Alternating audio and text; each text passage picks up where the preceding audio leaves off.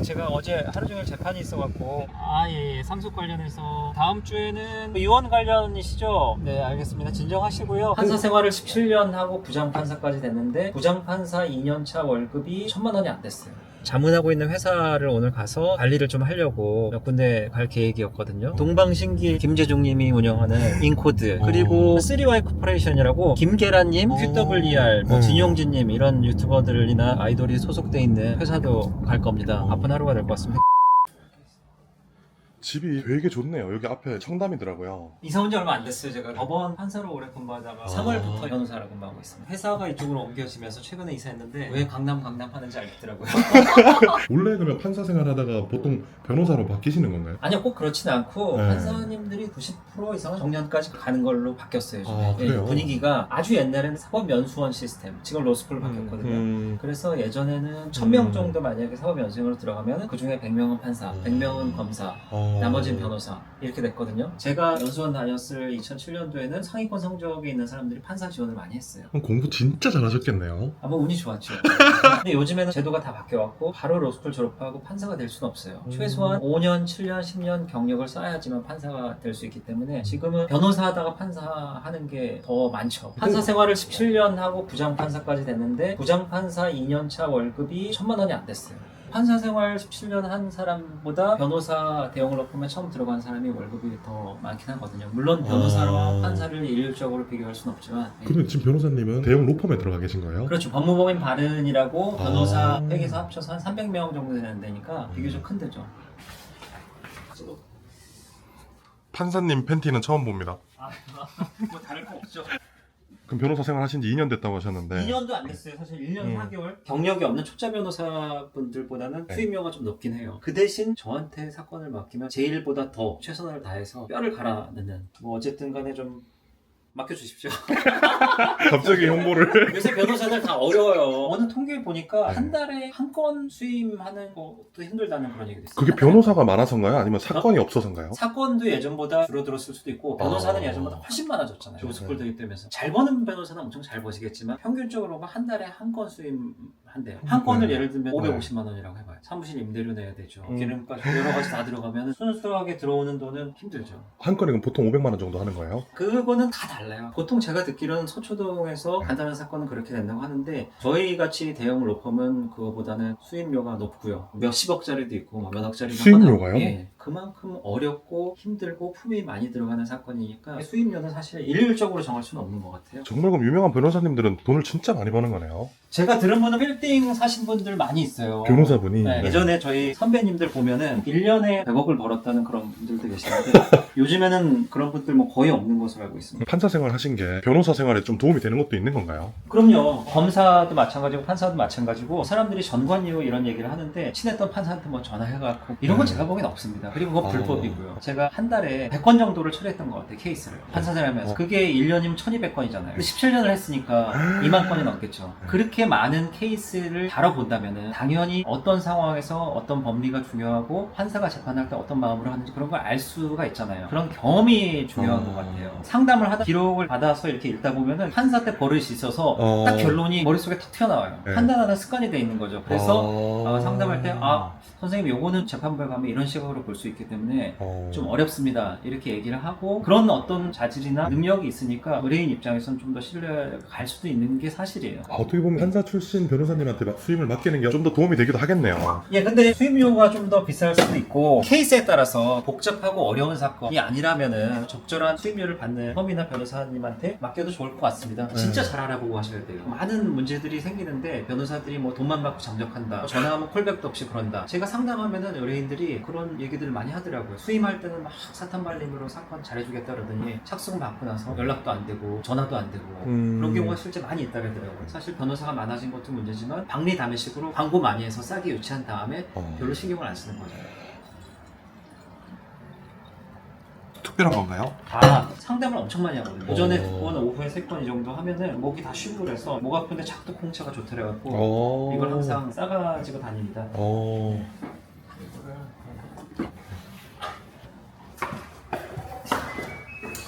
외모는 누가 판사 생활 17년 했다고 절대 안 믿을 것 같은데요. 아 그래요? 방송제에도 많이 들어왔을 것 같은데. 운 좋게도 변호사 나오자마자 해결사들이라는 프로그램이 있었거든요. 변호사 역할로 출연해서 사건을 같이 해결해달라. 시청률도 되게 좋았어요. 개인 채널 아주 소소하지만 하고 있습니다. 팡팡 변호사라고 재판할 때 팡팡. 네. 팡팡 아닌가요? 팡팡인데 귀엽게 그냥 아, 팡팡. 네. 요새는 홍보 시대거든요. 제 실력이나 저희 전문성에 대해서 많이 얘기를 했는데 그거를 사람들이 알아줘야지 저한테 오잖아요. 그쵸. 옛날에는 변호사 숫자가 적을 때는 어떻게 소문을 듣고 찾아오지만 지금 변호사 숫자가 워낙 많고 강남역 같은데 지하철에서 광고를 엄청 많이 했잖아요, 변호사들. 내가 아무리 실력이 있어도 가만히 있으면은 마케팅이 안 되면 아무것도 안 돼요. 제 주변에 실력 있는 변호사님들 있는데 점잖은 선비 같은 분이래 갖고 나중에는 놀고 계시는 분도 많더라고요. 자기의 전문성을 활용하고 싶으면은 알려야 되고 그런 걸 또 부끄러워하면 안 되는 시대인 것 같아요, 요즘. 오늘 하루 종일 스케줄은 어떻게 되시는지 좀 궁금합니다. 아, 오늘 휴먼 스토리 촬영한다고 해갖고 스케줄을 평상시에 3분의 2로 줄여놨어요. 원래는 아침 9시부터 밤 6시까지 상담만 한 5건에 다 끝납니다. 상담할 때 또 에너지가 엄청 빠지거든요. 온갖 지식을 동원해서 상담을 해야 되기 때문에 계속 머리를 써야 되니까. 머리 쓰고 그러면 끝나고 나면 힘이 쪽 빠지는데 그거를 서너 건 5건 하면 하루 종일 가고 저녁 때는 서면을 써야 되고 그것뿐만이 아니에요. 또 회사 의뢰인 같은 경우에는 정기적으로 만나서 스킨십을 해야 되거든요. 이건 또 부지런히 할 수 있는 직업이네요. 그렇죠. 제가 보기에는 좀 느긋하고 계획 네. 없이 사는 사람은 변호사로 성공하기 좀 힘듭니다. 잠자는 시간, 식사하는 시간 빼고 이러면은 하루에 가질 수 있는 시간이 열몇 시간밖에 안 되는데 그 사이에 할 일이 너무 많은 거예요. 저 같은 경우에도 아침에 일어나면은 카톡이랑 전화가 엄청 많이 와 있어요. 의뢰인일 수도 있고 회사 관계자일 수도 있고 상대방 변호사한테 뭐 협상 제의가 들어온 걸 수도 있고 하나하나 우선순위를 둬서 콜백을 다 해야 되잖아요. 사건을 하다 보면 법원에 서면을 내야 되는데 그 서면을 저희 소속 변호사님, 어스 변호사라고 하는데 그분들이 써온 걸 또 보고 고치기도 하고 또 상대방 서면이 오면은 그걸 읽고 어떻게 반박할지 법리 구상도 해야 되고 오늘 그래서 파트너로 같이 일하는 유종명 변호사님이라고 있는데 그분이랑 회의를 통해서 소송 전략을 구사하려고 하고요. 그 다음엔 제가 자문하고 있는 회사를 오늘 가서 관리를 좀 하려고 몇 군데 갈 계획이었거든요. 동방신기 김재중님이 운영하는 인코드 그리고 3Y 코퍼레이션이라고 김계란님, QWER, 뭐 진용진님 이런 유튜버들이나 아이돌이 소속돼 있는 회사도 갈 겁니다. 필요한 얘기들 좀 해주고 요청하시는 거 정리해드리고 이렇게 바쁜 하루가 될 것 같습니다. 근데 어제 밤에 또 저랑 상담하고 싶다 그래서 오늘 급하게 또 끼워 넣었어요. 12시 반에는 제가 또 의뢰인을 만나야 됩니다. 그거 말고도 또 2건 더 있는데 그거는 이동하면서 전화 상담을 드리겠다고 했거든요. 키는 안 닫아놨습니다. 예.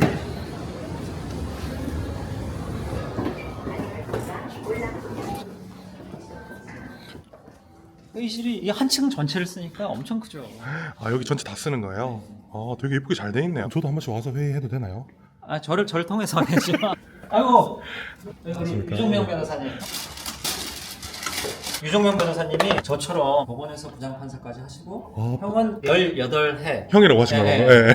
18년 동안 어. 8년 동안 부장판사까지 네. 하시다가 진짜 판사님 같죠? 예, 맞아요. 이 형님이 법원에서 근무하다가 먼저 나와서 바른에 입사를 하고 태영아 여기 참 좋은 로펌이다. 너도 생각이 있으면은 소개해 주신 거네요. 예, 연결시켜 주신 거죠. 스카우트. 스카우트. 판사 생활 하시다가 돈을 좀 더 벌어야겠다 이런 마음에 변호사를 하는 건가요? 대한민국의 어떤 판사가 오로지 돈 때문에 그 숭고한 직업을 그만둔다는 거는 제가 변호사 돼 보니까 더욱더 판사님들이 우르르 보이고 나도 저런 일을 했다는 게 자랑스럽고 한데 저는 판사로서 너무 책상에 앉아서 기록만 파묻혀 있고 인간관계도 좀 줄어들고 단편적인 예를 들면 어제 제가 충주구치소에 접견을 가봤어요. 제가 운전을 하고 가는데 너무 좋은 거예요.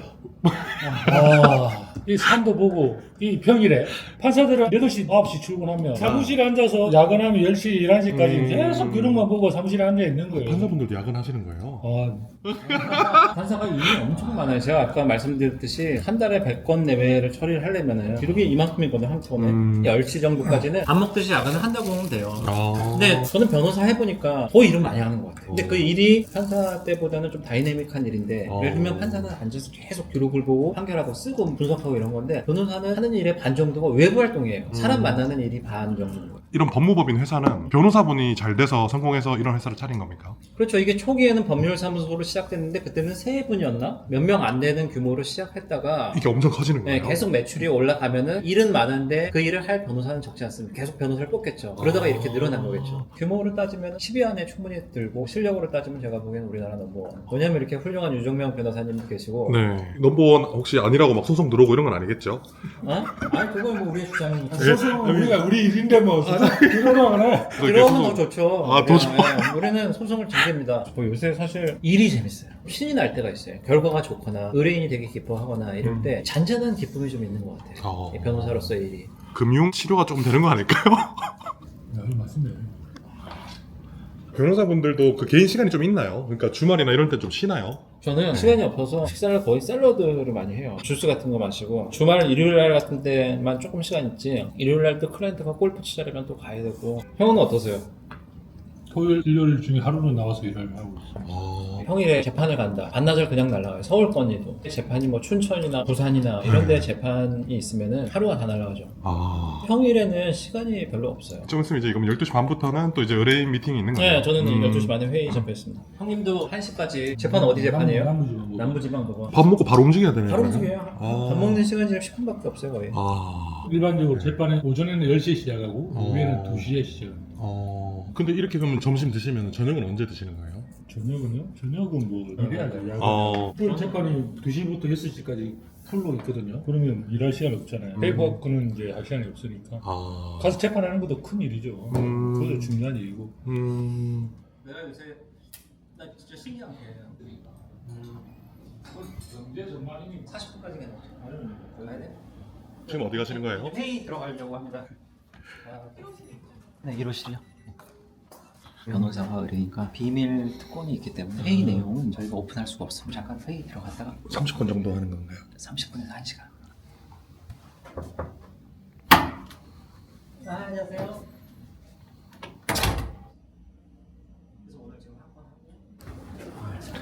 상담은 다 하신 거예요? 예, 잘 됐습니다. 수임됐습니다. 진짜로요? 네? 수임료는 사건마다 다 다른 건가요? 그렇죠. 수임료를 받으면 이제 법인으로 가는 거죠. 그러면 거기서 어느 정도 떼고 받는 건가요? 그렇죠. 저희 배당률이라 했는데 다른 로펌도 마찬가지겠지만 자기가 수임한 매출 규모에 비례해서 배당을 받아요. 로펌 파트너 변호사는 어떻게 보면은 직원이라기보다는 자영업자 느낌이 강해요. 그래서 열심히 해야 돼요. 열심히 사건 수임하고 매출이 많이 나와야 또 많이 가져갈 수 있는 구조네요. 근데 매출을 또 무작정 많이 가져가는 것도 좀 어폐가 있는 게 너무 자기가 감당할 수 있는 매출을 하면은 서비스 질이 탁 낮아지잖아요. 그렇기 때문에 한 번 사건을 맡겨보고 그 사람이 얼마나 내 일처럼 열심히 해서 좋은 결과가 있는지 그 경험을 하고 주변 사람들한테 소문내면은 그게 더 중요한 것 같아요. 변호사 업무라는 건 일반 상품 파는 것처럼 박리담의 스타일이 아니라 한 건 한 건이 매우 중요하기 때문에 다른 방식으로 접근해야 되는 것 같아요. 이게 우리 오늘 스케줄이 많아서 일단 가시죠. 1시 15분입니다. 네네. 시계 좀 좋아 보이는 것 같아가지고. 변호사가 보여지는 것도 되게 중요해요. 판사일 때는 사실 외모에 그렇게 신경 많이 안 썼거든요. 변호사는 의뢰인 대신해서 자기 어떤 아바타 같은 사람이거든요. 신뢰가 필요하기 때문에 맨날 초췌하고 막 피곤하고 머리도 막 흐트러지고 옷 같은 거 다림질도 안 돼 있고 그러면 이 사람이 얼마나 준비성이 없고 얼마나 자기 일에 대해서 대충 한다고 느낄 수가 있어요. 지금 제가 구두는 그냥 이런 구두를 신었는데 조금 더 보수적인 분은 끈 있는 구두를 신더라고요. 아까 보셨듯이 너무 더워갖고 그냥 반팔 와이셔츠를 입었는데 반팔 와이셔츠 안 된다. 하얀색 와이셔츠가 보이는 긴팔을 입고 다녀요. 소매에 보여야 되는. 네. 그렇게 보수적인 분들도 계세요. 그리고 실제 그렇게 다니는 분들도 계시는데 저는 그렇게는 못하겠더라고요. 네, 적당하게 한 겁니다. 이제 가시죠. 저희 사무실에 가서 제가 처리할 일들이 좀 있어서 네네. 법인에는 파트너 변호사가 있고 이제 어스 변호사라고 월급을 받고 일을 하시는 분들이에요. 그러니까 자기 어떤 매출이랑 상관없이 1년차 때는 얼마, 2년차 때는 얼마. 그분들이 이제 8년차, 9년차 돼서 어느 정도 경력이 쌓이면은 파트너 변호사로 승급합니다. 근데 다 해주는 게 아니에요. 왜냐면 실력 없는 변호사를 파트너로 하면 법인에서 부담스럽잖아요. 이미지 또 손실이 갈 수도 있고. 그래서 어스 변호사님들은 보장된 부분도 있지만 굉장히 치열해요. 파트너 변호사님들한테 평가를 잘 받아야지만 나중에 파트너로 승급을 할 수 있기 때문에. 그럼 김태형 변호사님은 파트너 변호사신 거네요? 법조 경력이 10년 이상인 분들은 법인에서 봤을 때 어느 정도 우리 법인에 도움이 되겠다 이렇게 생각하면은 바로 파트너로 영입을 합니다. 어느 정도 지분을 줄 거냐 아니면 어느 정도의 월급이 보장되냐 그런 것도 얘기를 할 수가 있고 저희가 여기 건물이 있는 우와.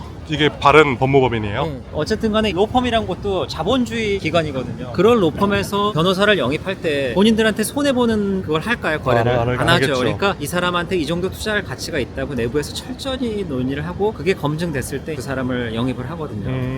이 법무법인 들어가는 것도 파트너 변호사가 되는 것도 쉬운 건 아니네요. 쉬운 것도 아니에요. 그리고 어수 변호사도 마찬가지고. 그렇지만 자기가 실력이 있고 경쟁에서 살아남을 수 있고 자기가 능력이 있고 성실성과 전문성을 인정받으면 충분히 보람 있는 일이라고 생각합니다. 수 변호사님들도 그러면 금태도 굉장히 중요하겠네요. 작년에 수 변호사님들 평가하는 그 자리에 갔어요. 이름이랑 사진만 이렇게 놓고 파트너들이 난상 토론을 하는 거예요. 누가 잘했냐, 올라와야 못했냐. 되냐. 그거 보고 진짜 법원은 참 양반 조직이었다. 엄청 하슈해요. 엄중하게 한다는 거네요. 엄중해요. 네. 냉정하고 가차 없더라고요. 파트너 변호사 하시는 분들은 정말 대단하신 거네요. 끝없는 경쟁에서 살아남은 분들이죠. 그럼 본인이 개업하시는 분들은 파트너 변호사까지 하고 넘어가시는 분들인가요? 아니 개업은 사실 바로 하는 경우도 있고요. 어. 파트너까지 하다 가는 경우도 있고 어수하다가 좀 힘들어서 개업하시는 경우도 있고 개업은 언제든지 할 수 있어요. 그러니까 잘 알아야 돼요. 의뢰인들이 자기한테 맞는 변호사, 자기가 필요한 변호사를 잘 찾아서 가야 되는, 사실 전문성도 없으면서 거짓으로 광고하는 그런 변호사들이 너무 많아요. 그래서 제 생각에는 변호사를 선임할 때 다른 변호사의 의견을 들어보는 게 좋아요. 우리는 사실 또 점조직으로 다 연결돼 있거든요. 법조계가 좁아갖고 두세 달이 건너면은 그 사람 평판 다 조회할 수 있어요. 좀 시간이 걸리더라도 확실한 사람이랑 가는 게 전 좋을 것 같아요. 일단 선임 계약했을 때 착수금 되게 비싸거든요. 그걸 내버리면 나중에 이러지도 저러지도 못하는 거예요. 예를 들면 뭐 심장 수술을 하거나 뇌 수술을 할 때는 많이 알아보잖아요. 그 정도 이상은 알아봐야 된다는 거죠. 뇌 수술이나 심장 수술만큼 평생 한 번 있을까 말까 한 게 소송인데 그때는 제대로 알아봐야 되는 거죠. 제 방입니다. 1276.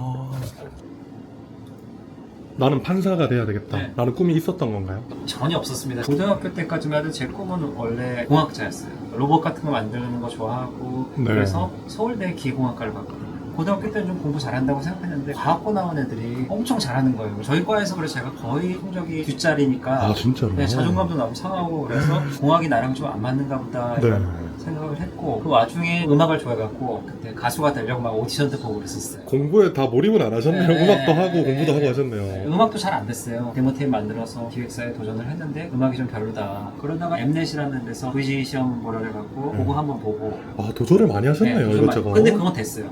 300대 오. 경쟁률을 뚫고 VJ가 돼서 거의 한 2년 가까이 VJ 활동을 했고요. VJ 김태형입니다. 이어 막 이러면서 진짜로요? VJ 1년 반 동안 했다니까요.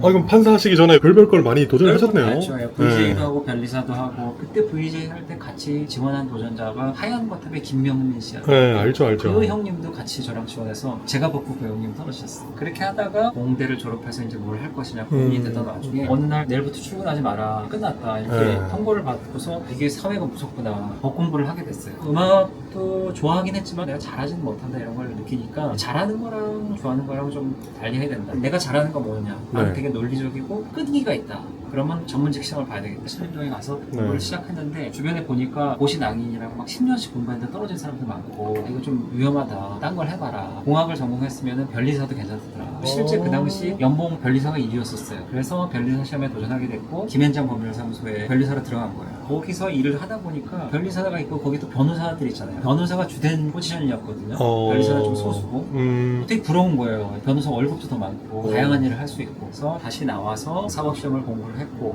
운이 좋아서 잘 됐죠. 빨리 붙었고 이제 사법연수원 2년차인데 법원, 검찰, 변호사 이런 데를 다 돌아다니면서 자기 적성이 어디가 맞는지 알아보게 되는 시간이 있거든요. 2개월씩 그때 법원 실무를 하면서 아 여기가 적성에 맞는다. 참고랍니다. 근데 판사를 그렇게 오래 할 생각은 없었거든요. 근데 어떻게 이렇게 오래 하는 거예요? 동료들도 너무 좋고 직원분들도 너무 좋고 사실 두 가지 단점이 있는데 급여가 좀 적고 지방 근무를 해야 돼요. 판사는 검사도 마찬가지고 2, 3년마다 막 지방을 돌아다녀야 되고 그게 좀 힘들었겠네요. 네. 네. 아마 그것만 아니었으면 지금도 판사도 지금 있을 했을 수 거예요. 있겠네요. 네. 그런 상황 때문에 나와서 변호사를 해보니까 또 변호사도 좋네요.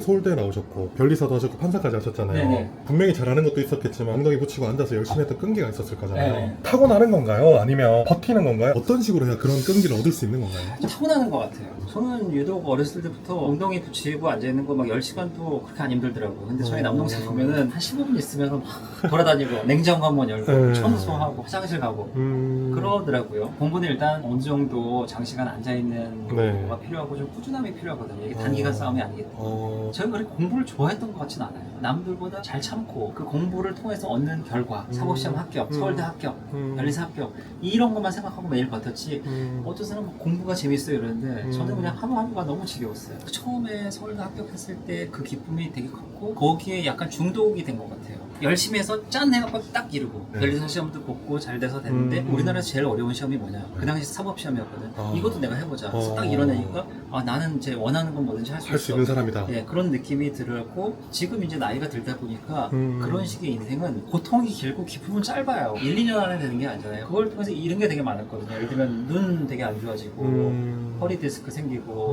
건강도 안 좋아지고 또 공부 오래 하다 보면 친구 관계도 좀 소원해지고 지금은 인생관이 바뀌어서 내 몸의 건강, 정신의 건강 그리고 주변 사람들이랑 소확행이라 할까요? 행복감 그런 거에 더 가치를 두게 됐어요. 지금 열심히 변호사가 되든 뭔가를 이루기 위해서 열심히 공부하는 분들이 있을 거 아닙니까? 네. 그분들한테 한 말씀 간단하게 해주신다면. 그거는 시험이라는 거나 뭐 자격이란 게 천재적인 그런 걸 필요로 하는 건 사실 아니에요. 물론 운도 좀 따라야 되겠지만 어느 정도 균형 잡힌 공부를 장기간 하면은 붙을 수 있는 거거든요. 공부는 결과가 바로 손에 안 잡힐 수 있지만 인풋 대비 아웃풋이 제일 비례하는 그런 부분이에요. 제일 정직해요. 그래서 누군가 지금 그런 일을 하고 계시다면은 이 세상의 모든 일들이 불규칙적이고 운도 많이 작용하고 내가 컨트롤할 수 없는 것에 좌우가 되지만 당신들이 하는 공부는 그나마 인풋 대비 아웃풋이 가장 정직한 분야이기 때문에 그런 원리를 믿고 꾸준히 해나가고 인풋을 계속 늘려가다 보면은 걸리게 돼 있어요. 그건 제가 장담합니다. 중간에 뭔가 노력을 게을리하거나 꼼수를 부리거나 안 했기 때문이지. 그렇지 않아요? 맞아요. 수학 같은 거에 비례하는 거예요. 결국은 우상향이 되는 거는 확실한 거예요. 이걸 같이 하고 있는 이 아니 변호사님. 네. 기본권이라고 주장되는 거 법을 다 연결해서 자 이제 가시죠. 어디로 가는 건가요? 지금 제가 자문하고 있는 스미와이 코퍼레이션이라고 아. 김계란 씨랑 뭐 네네네. 진용민 씨 속해 있고 QWR 저희가 엄청 잘 되고 있더라고요. 네, 유명하죠. 예.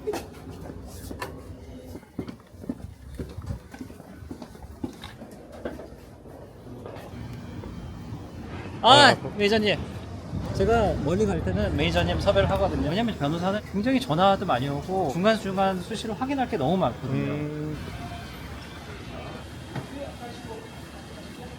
그건지 거기 또 그거 말고 보이그룹도 하고 있고 그 참고 자료 몇 개 봤습니다. 견적 소프트웨어. 사실은 우리가 엔터에서 방문하는 게 이례적이긴 해요.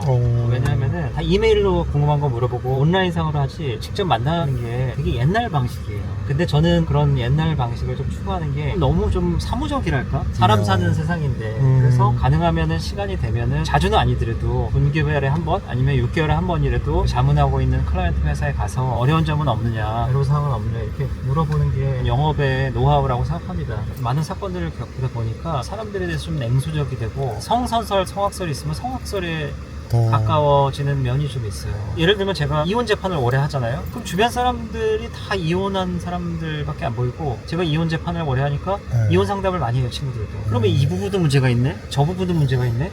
세상에 올바른 남녀관계라는 게 있을까? 그리고 청소년 범죄 많이 하다 보면은 물론 잘 지내고 모범적이고 훌륭하게 꿈을 이뤄내간 애들도 있을 텐데 그런 애들을 많이 못 보다 보니까 사고가 좀 편협해지고 그래서 그렇지 않기 위해서는 제가 보기에는 판사들은 더 마음이 열려 있어야 된다고 생각해요. 왜냐하면 워낙 비슷한 사건을 많이 하다 보면은 자기 모르게 선입견이 생길 수 있거든요. 그리고 자기가 답을 다 알고 있다고 생각을 해요. 근데 세상은 너무나 넓고 다양하고 자기가 못 본 세상이 많거든요. 그래서 열린 마음을 갖지 않고 선입견이 강한 판사님들은 사건 처리가 되게 빨라요. 왜냐면 자기의 기준대로 그냥 딱딱딱딱 하면 되니까. 옛날에 어떤 판사들은 종이 기록에 손을 얹혀놓으면 이거는 징역 10년, 이거는 징역 3년. 손을 얹을 때도 있고 기록에 냄새를 맡고 이거는 유죄 냄새가 나는군. 약간 이런 느낌처럼 그런 선입견이 있는 분들도 좀 있었어요.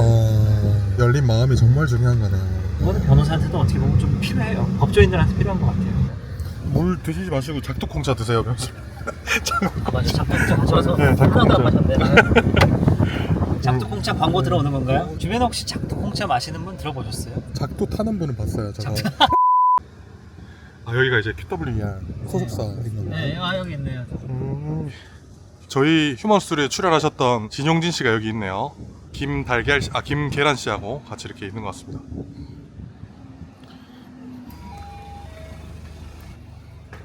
조심해야 되겠는데요. 약속 안 되면 경찰에 신고한다고. 네, 이사님. 경찰에 신고한다는 얘기 들으셨어? 아유, 이사님 안녕하세요. 이렇게 할게요. 안녕하십니까. 네. 자, 들어가서 오른쪽. 뭐 재판 깔고만 이럴 수 있기 때문에 하루 만에 이렇게 뭐 어졌다거나 3일? 네. 또 조금 여유 주는 거 한 일주일 정도. 그럼 여기 지금 그 날개랑 김계란 대표님도 계시는 사무실인가요 여기가? 네, 아 맞아요. 여기가 이곳이구나. 보통 변호사님들한테 자문 구할 때 어떤 것 좀 위주로 구하는지 여쭤봐도 괜찮을까요? 계약상의 이슈라든지 거래 구조 검토할 때 투자 받거나 기존 회사를 자회사로 취업형하거나 직원들 근로기준법 위반이라든지 해고나 이런 데서 있을 수 있고 리갈 이슈가 없는 게 요즘은 되게 중요하거든요. 네. 한순간에 이미지도 안 좋아질 뿐더러 그럼 아예 이슈가 생기지 않게끔 매니지먼트를 먼저 해주시는 거네요 그냥? 네. 아.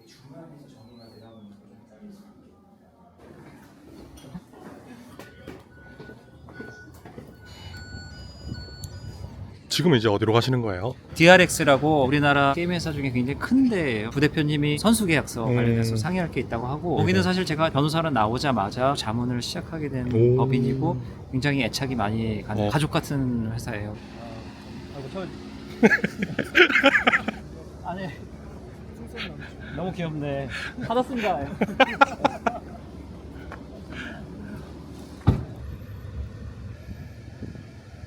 아, 네, 김태형 변호사입니다. 아, 예, 제가 어제 하루 종일 재판이 있어갖고 상담 예약 부탁드리겠습니다. 방금 의뢰인분 상담하신 거예요? 네, 제가 소년 재판을 한 4년 했거든요. 그래서 아. 거기에 관련해서 아예 딱한 사정 얘기하시면서 어떻게 방법이 없냐. 네. 그러면 이런 사연들 들어봤을 때 어느 정도의 판결이 날 것이다라는 예상이 지금 되시나요? 실체를 만약에 그 부모님이 정확히 얘기해 주셨다면은 4년 동안 수천 건, 수만 건을 했기 때문에 제 기준에서는 판단이 서 있죠. 사실 그것보다도 소년 재판 같은 경우에 변호사를 보조인이라고 하거든요. 보조인이 역할이 굉장히 중요해요. 약한 처분을 받아서 빼내오는 것도 중요하지만 그거 못지않게 그 아이가 앞으로 똑같은 잘못을 저지르지 않도록 보조인도 좀 같이 도와야 되거든요. 판사랑 같이 해서. 근데 아까 전에 말씀하신 것 중에 부모님께서 실체만을 말씀하셨다면이라고 말씀하셨잖아요. 네네. 실체를 말씀을 안 드리고 거짓으로 말씀을 해서 승소를 하게 됐다면 변호사님도 거기에 대한 죄책감 같은 게 좀 같이 죄책감이 느끼- 있죠. 어. 그래서 만약에 변호사를 신뢰하지 못하고 거짓말을 하는 경우가 변호사가 만약에 인지를 한다면은 아무리 수임료를 많이 주고 그런다고 하더라도 저 같으면은 사임할 것 같아요. 법에 대해서는 양심을 걸고 하는 일이기 때문에 솔직하게 진실을 말씀해 주시고 정당한 적법한 범위 안에서 변론을 하는 거지 속이고 거짓으로 된 사실관계를 주장할 수는 없거든요. 김태용 변호사입니다. 다음 주에는 급하신 일인가요? 유언 관련이시죠? 네, 알겠습니다. 진정하시고요. 그러면은 제가 목요일 11시로 예약을 해서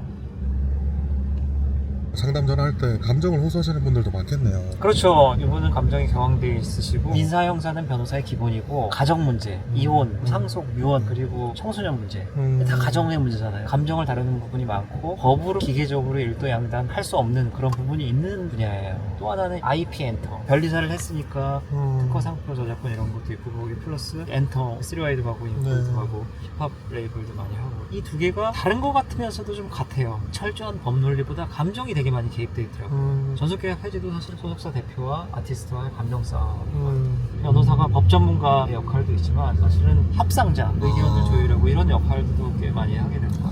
판사 생활 하시면서도 양측의 문제를 듣고 판단을 하고 이제 생각을 하시잖아요. 네. 가치가 남들과는 좀 다르게 형성돼 있을 것 같다라는 생각이 들었거든요. 맞아요. 저도 좀 편협된 시각이 있을 수 있을 거예요. 인정을 하고 있어요. 판사라고 하면은 다 비슷한 성격이거든요. MBTI가 거의 ISTJ가 되게 많아요. 현실적이고 사고형, 계획형. 이제 외향형이면 좀 답답해요. 그 생활이 수도승처럼 그 안에만 있어야 되니까. 법조인들은 항상 증거와 데이터에 의해서 현재를 판단하니까. 그런 똑같은 사람들끼리 네. 17년을 있었으니 행동 패턴이나 사고도 네. 다 비슷하고 저 역시도 선입견이 있을 수 있고 그래도 저는 판사 생활할 때도 그렇고 지금도 그렇고 다양한 사람들을 만나서 법조인에게 제일 필요한 열린 마음 이거를 내 스스로 그게 완벽하지 않다고 생각하니까 자꾸 다른 사람과의 경험을 통해서 나의 선입견을 깨트리려고 노력을 하는 거예요. 옛날에 어렸을 때 VJ 하고 그럴 때도 똑같았어요. 서울대 들어가서 저런 걸 왜 하나 희한하게 생각했거든요. 근데 저는 그냥 도전해보고 싶었던 거예요. 여기가 DRX. 네. 아. 저희가 오랫동안 자문하고 있는 회사고요. 2022년 롤드컵 우승하고 어. 그 산하에 8개 게임단을 거느리고 있는 큰 회사입니다. 선수들이나 운영진이 계약서 검토가 필요하다 그래갖고 오늘 급하게 오게 되었습니다. 아, 예. 안녕하세요. 네, 오랜만입니다. 지금 선수분들인 거예요? 여기는 아카데미 수강생들. 아. 선수들과 좀 유사한 환경을 위해서 이제 게이밍 부스안에서 이제 선수들 체육 단련하는 공간이고요. 어느 정도 수준이 돼야 이제 들어올 수 있는 아카데미 역할이 잘하는 친구들 데리고 와서 훈련시키다가 가능성이 없는 친구는 빨리 내보내는 것도 또 부모님들이 원하는 부분인 거고 역할이네요. 네. 부모님들은 사실 가능성이 없는 것 같습니다라고 할 때 웃으시면서 좋아하시더라고요. 여기 롤 1위 연습실이고 와. 저희가 이제 다 종목 운영하다 보니까 다양한 종목에서 이제 트로피들을 획득을 해와가지고 최종 감독님 저희 휴먼스쿨이 아니에요. 없는 거 아닌가 이렇게 저쪽에서 주장할 수도 있을 것 같아요. 저희 그 철권 무릎 선수가 무릎 선수요? 개인적인 고민도 있는 것 같긴 해서 혹시 시간 되시면 무릎 선수랑 한번 변호사님들한테 자문 받는 것도 시간당 비용을 받는 걸로 저는 알고 있거든요. 그렇죠. 적지 않더라고요. 그건 뭐 회사마다 좀 다릅니다. 그래요? 네, 그거 하나의 예예요. 5시간에 100만 원, 3시간에 100만 원 이렇게 하는데 사실 이런 말씀드리긴 좀 그렇지만 저 정도 이제 20년 차 법조 경력이면은 러프하게 얘기하면 네. 시간당 100만 원이거든요. 아. 그런 거 생각하면 기본 자문 계약을 맺어 놓는 게 좋죠. 변호사가 이제 타임 청구를 한다는 거는 그 일에만 몰두하는 그 시간만 청구하게 돼 있어요. 하루 10시간 앉아 있어도 타임 청구하는 거는 반밖에 안 될 경우가 많아요. 화장실 가고 이런 것까지 청구할 수는 없잖아요. 그쵸. 네. 정직하게 타임을 청구해야 되고 저희 발언을 아주 정직하게 하고 있습니다. 무릎 선수 안녕하십니까? 네, 안녕하십니까? 안녕하세요. 김장 변호사입니다. 팬입니다. 뉴퀴즈 나온 것도 했고. 철권 쪽에서 완전 레전드. 아, 진짜로요? 네. 물론 이제 스트레스를 동반한 이제 그런 거지만 이제 구입을 했으니까 만약에 다음에 또 받으려고 하면은 가족이기 때문에 안 되죠. 아마 그런 악용하는 사례. 변호사님한테 철권 한번 예, 그러면 한 수 가르쳐 주면은. 근데 제가 한 번도 안 해봤습니다. 손 발발이거든요. 손 발발. 네네. 서로 자문을 해주네요. 대한민국 부장 판사님이 철권하는 걸 보고 계십니다 지금.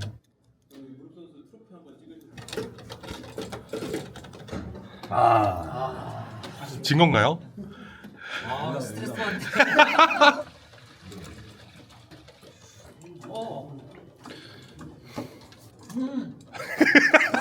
아니야. 진짜 잘한다. 나 한 손으로 하는 거 처음 봤어요. 징역 3년. 오 변호사님이랑 한번 해보면 안 돼? 이렇게 파트너 변호사님을 때려도 될지 잘 모르겠습니다.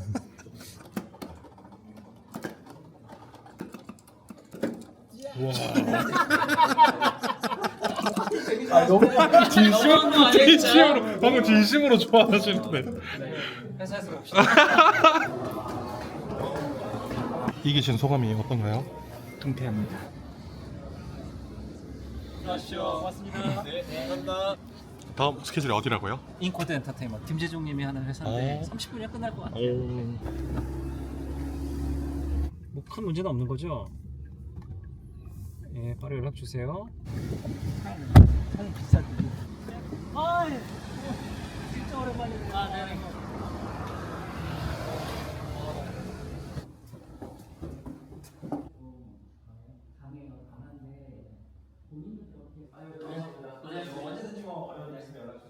오늘 자문은 다 끝나신 거예요? 네, 오늘 여러 가지 계약서도 검토해드리고 점유의 탐을 횡령 여러 가지 문제가 있어서 그 부분 잘 해결해드리고 왔습니다. 아이고 오늘 참 힘드네요. 촬영 때문이 아니라 전화도 많이 오고. 아까 차 타면서 계속 전화하시더라고요. 네. 오늘 이렇게 촬영해 보셨는데 어떠셨어요? 굉장히 즐겁게 여러 가지 얘기를 할 수 있었고 또 얘기를 하면서 제 생각도 정리되는 느낌이에요. 제 자신을 객관적으로 볼 수 있잖아요. 제가 아침부터 굉장히 솔직한 저의 하루, 로펌 파트너 변호사가 어떻게 사는지 적나라하게 보여드린 것 같은 느낌이 드는데 어떻게 보셨는지 모르겠네요. 다 똑같죠 뭐. 식사하시고 또 들어가서 일을 더 보시겠네요. 네, 사무실 들어가서 우리 어수 변호사님들이 쓴 서면 검토하고 또 전화 아까 많이 왔는데 콜백을 받았던 못한 거 이따 저녁 저녁 먹고 연락드리면서 해결하고 내일 상담이 한 4-5건 있거든요. 그것도 검토하면서 준비하고. 젊은 시절 정말 열정적으로 변호사님도 시간을 보내셨잖아요. 그렇죠. 미래를 보고 열심히 달리고 있는 분들한테 조언 한마디 해주신다면 너무 좋을 것 같아요. 저희 경험을 통해서 느낀 거는 낙관적인 생각을 가질 필요가 있어요. 저는 제 스스로 운이 좋은 사람이라고 생각하거든요. 모든 면에서. 사실 시험 같은 거는 잘 통과했지만 공부하는 과정이나 그런 게 쉽지는 않았을 거 아니에요. 그 맞죠. 하루하루가 엄청 지겹고 엄청 힘들었어요. 그때도 역시 항상 더 좋은 일이 일어날 것이다. 나는 운 좋은 사람이다. 이 두 가지를 생각하면서 버티다 보니까 그 믿음을 계속 가지고 있었던 거네요. 예, 신념이죠 뭐. 지금 노력에 대해서 의심하지 말고 끝까지 계속 그 노력을 하다 보면은 좋은 결과가 분명히 있을 것이다. 한번 잃어보니까 느끼신 거네요. 예, 예. 앞으로도 계속 노력할 거고 평범한 사람으로 열심히 하루하루 살아나가도록 하겠습니다. 휴먼 스토리 화이팅! 예!